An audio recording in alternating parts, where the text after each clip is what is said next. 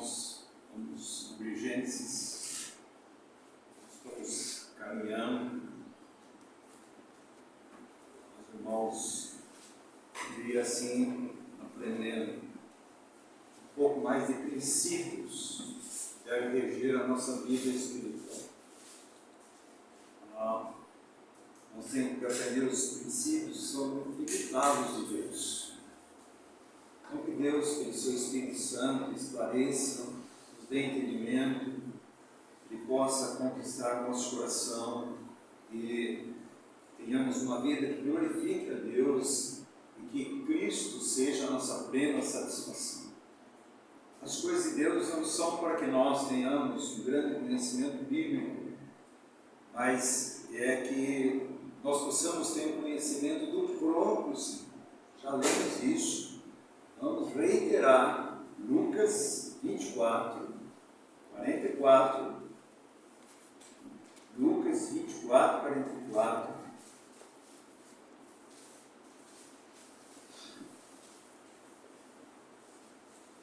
Jesus, depois da ressurreição, 40 dias, ele apareceu no primeiro dia 5 vezes, e uma delas está aqui, meus irmãos. E ele diz assim, Lucas 24, 44, a seguir Jesus lhes disse: são estas palavras que eu vos falei, estando ainda convosco.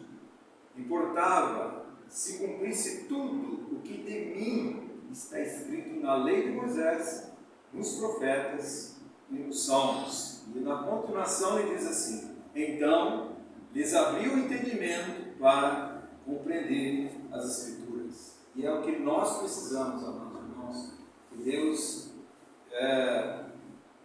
abra o nosso entendimento e possamos compreender a palavra de Deus. O próprio Paulo, em Efésios, a carta aos Efésios, capítulo 1, depois de falar das 7 glórias da igreja, né, ele faz aquela oração, no sentido que haja um entendimento espiritual no coração, e possamos andar naquilo que Deus nos chamou. Então, Efésios 1, versículo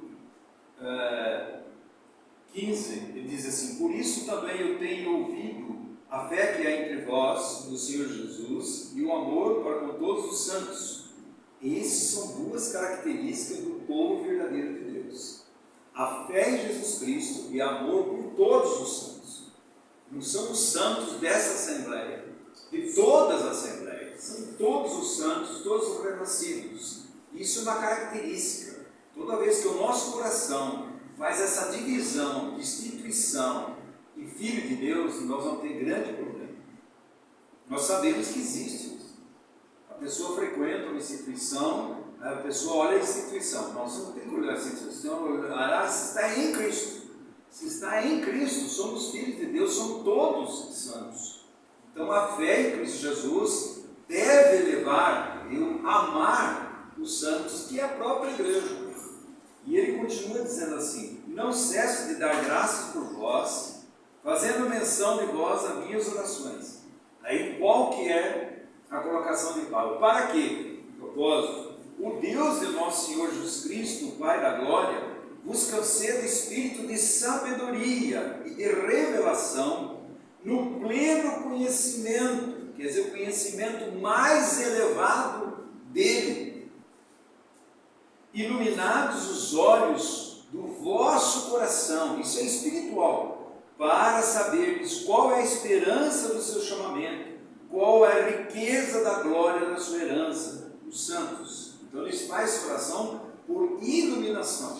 Então é interessante, é a revelação daquilo que Deus fez por nós e em nós. A segunda oração, ele vai pedir que nós possamos compreender mais o amor de Deus que excede todo entendimento e que Cristo habite nos nossos corações ricamente.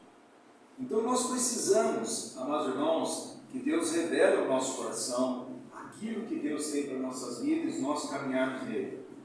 Quando nós olhamos para Gênesis, agora capítulo 3, claro que tem muitos princípios e tudo mais, nós estamos pontuando.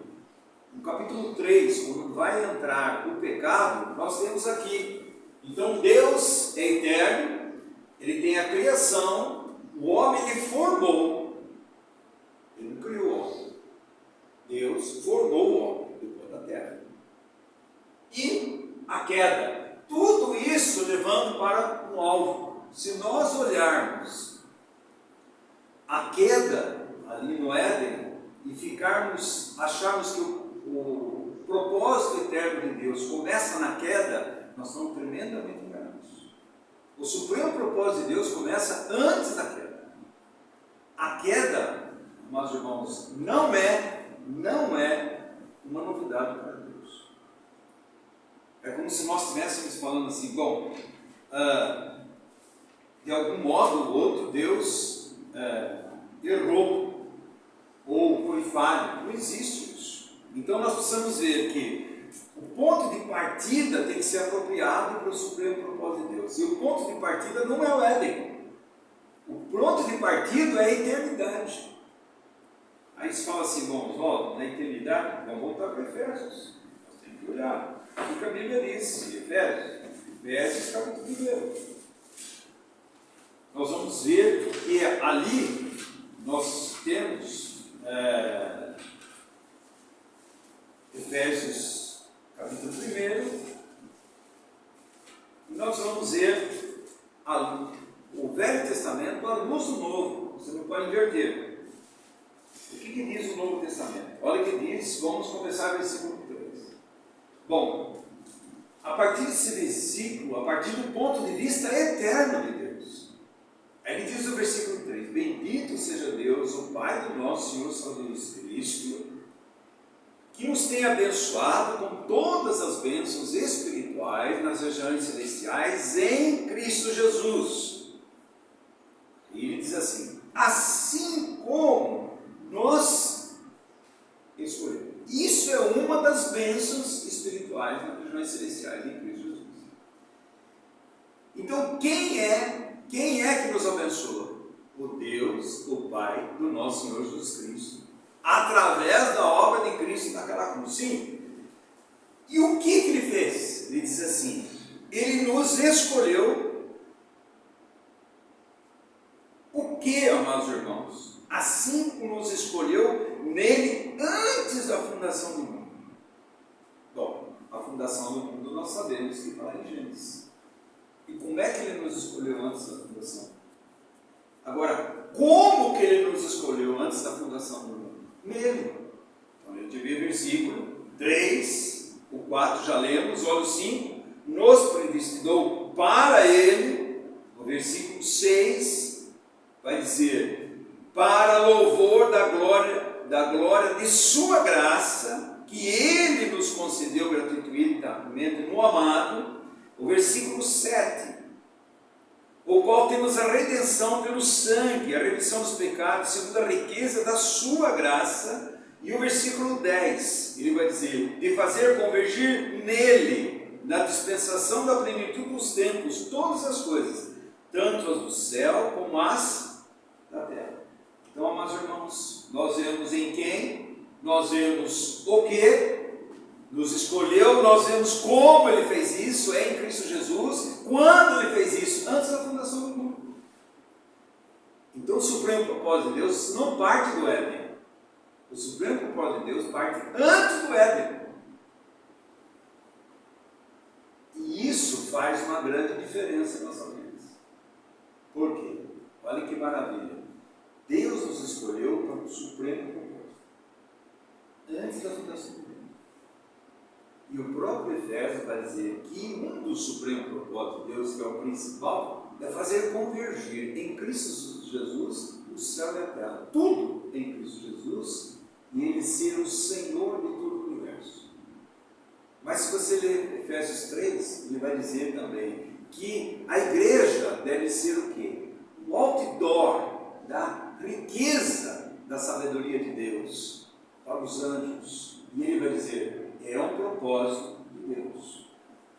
Então, diante do supremo propósito de Deus, de convergir tudo no seu Filho, entra a igreja, que são os anjos. E é isso antes da fundação do mundo. Por quê? É para Ele mesmo.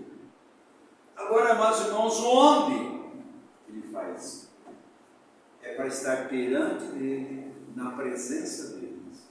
E, preste bem atenção, Cristo ser a nossa herança.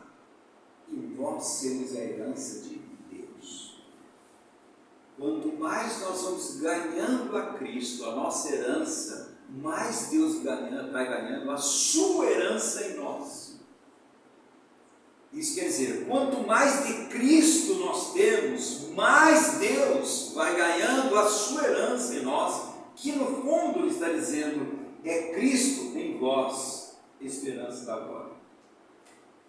Então existem duas heranças, a nossa herança em Cristo, Efésios 1,14, e a herança de Deus, Efésios 1,18. E a herança de Deus agora é em Cristo Jesus. Então nós temos uma criação, nós temos a provisão de Deus diante das circunstâncias, nós temos o governo, nós temos a santificação, a geração, a revelação, tudo que nós vemos no Velho Testamento, inclusive a vinda de Jesus, tudo são um meio. Para quê? Para o supremo propósito de Deus. Então, por que Deus deu esse novo nascimento para mim e para você?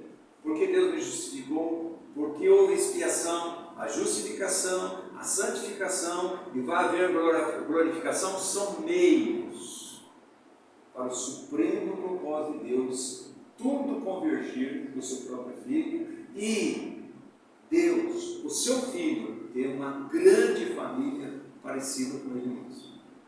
Por isso que a palavra de Efésios 2 vai dizer que nós somos a família de Deus.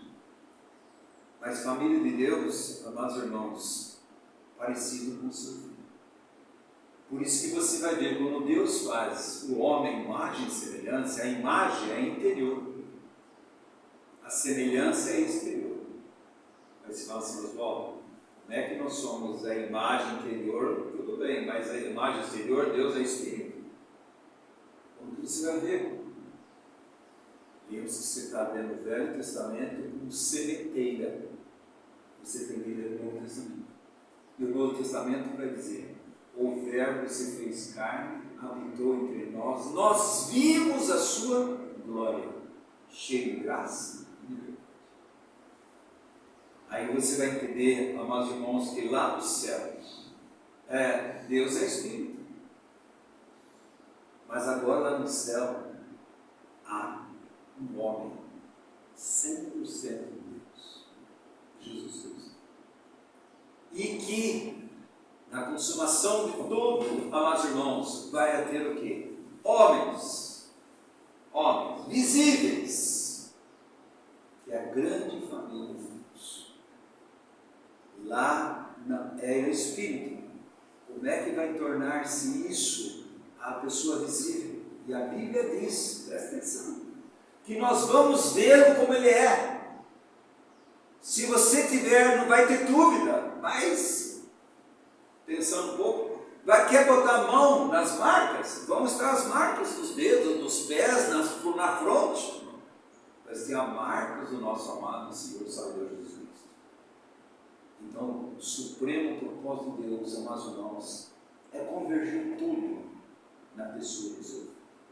Toda a Bíblia vai falar de Jesus Cristo. Aí está um grande erro de muitos teólogos. Olhar o Velho Testamento como história, sem ver a revelação do Novo Testamento. Porque o povo judeu é o povo judeu. Não tem a revelação do Novo Testamento. Eles não creem. Eles não creem que o Messias já veio. Estão esperando o Messias vir.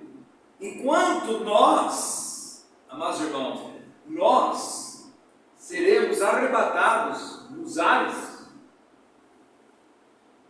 E uma das teorias que eu creio é que ninguém verá. A igreja vai ser arrebatada nos ares. Jesus diz, do mesmo modo que me vistes subir, vocês vão subir. Aonde que ele subiu? Estava nas nuvens.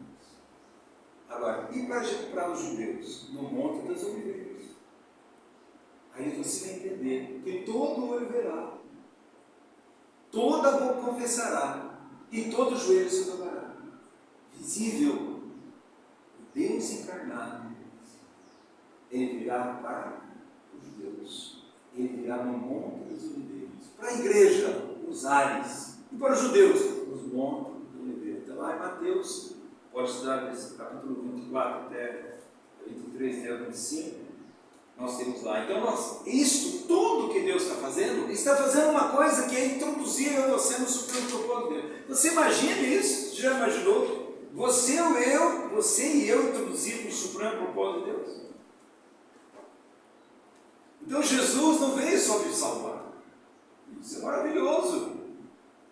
Jesus veio me incluir no supremo propósito de Deus, para a glória de Deus, através do seu Filho, Jesus Cristo. Por isso que muitas vezes é difícil as pessoas entenderem. Por quê? Porque eles ficam na criação. Não, a criação, ela está dentro de um propósito muito maior. Salvar você está dentro de um propósito muito maior de Deus. Imagina o céu infestado de homens e mulheres como você, a imagem e semelhança de Cristo. Imagina, nunca houve, mas haverá.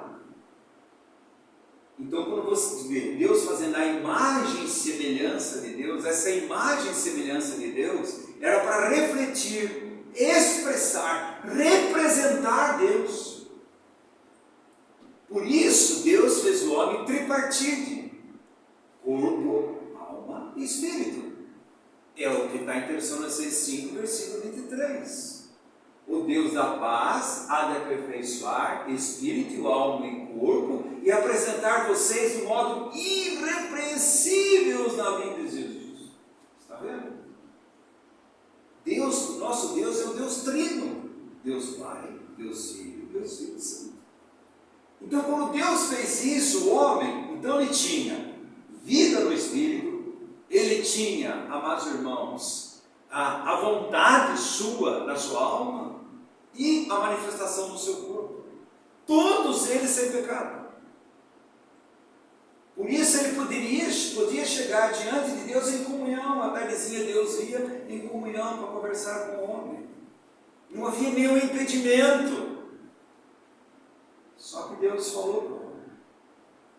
Deus vai falar para o homem: olha, Deus vai provar a obediência. Deus não deu escolha. É uma prova de obediência. Não é para você escolher entre um e o outro. Não. Deus não fez isso. Deus falou: olha, a árvore que está no meio do jardim, certo? Existe a árvore que não está no meio do jardim. Essa você não come. De tudo você pode comer, inclusive da árvore no meio do jardim. Eles ganhariam filiação eterna. Vida eterna, filiação eterna, parecidos com Cristo. Mas o homem foi tentado, e Deus colocou ele à prova. E ele falou assim: você não come. E aí nós vemos o capítulo 3. Entramos no capítulo 3. Então preste atenção: o ponto de partida do supremo propósito de Deus não é o Éden, é a eternidade.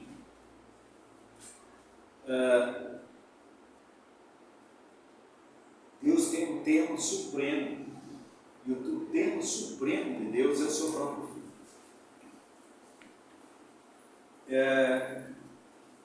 Deus coloca da posição centrada no homem para a posição centrada em Deus. E aqui é que começa a dificuldade. E nós sabemos, irmãos, que lá no céu houve uma rebelião. E Satanás e os anjos foram lançados na terra. Já falei isso para os irmãos. Deus fez não creio que Deus fez a terra sem forma e vazia, em trevas e um abismo. Mas do versículo 1 e 2 do capítulo 1 você tem um hiato. E Satanás bagunçou tudo. Agora Deus vai fazer o quê? Colocar em ordem. E você pode ver, a desordem começa lá no céu, através de uma rebelião. Aí você vai entender como 1 Samuel falou para Saul, e diz assim: olha, rebelião, a desobediência é pior do que feitiçaria e idolatria. Já imaginou isso? Rebelar-se contra Deus é pior que feitiçaria e idolatria diante de Deus. O sacrifício diante de Deus é um coração obediente, uma vida centrada em Cristo Jesus. Por que houve essa rebelião? Por quê? Lúcifer é o maioral. Ele era o maioral dos anjos. E ele quis tomar a posição de Jesus Cristo, do Filho de Deus. Ele quis tomar a posição do Filho de Deus. E isso não é diferente depois do pecado. E também não é diferente aqui em Adão. Adão quis tomar uma posição que não é dele. Adão, amados irmãos, presta atenção. Adão, ele foi... Deus não deu a faculdade de autogovernar-se a Adão. Deus não deu. Deus fez o homem para ser governado e não para governar a si mesmo. Mas depois do pecado, o homem governa a si mesmo. E você vê toda a tragédia que aconteceu lá no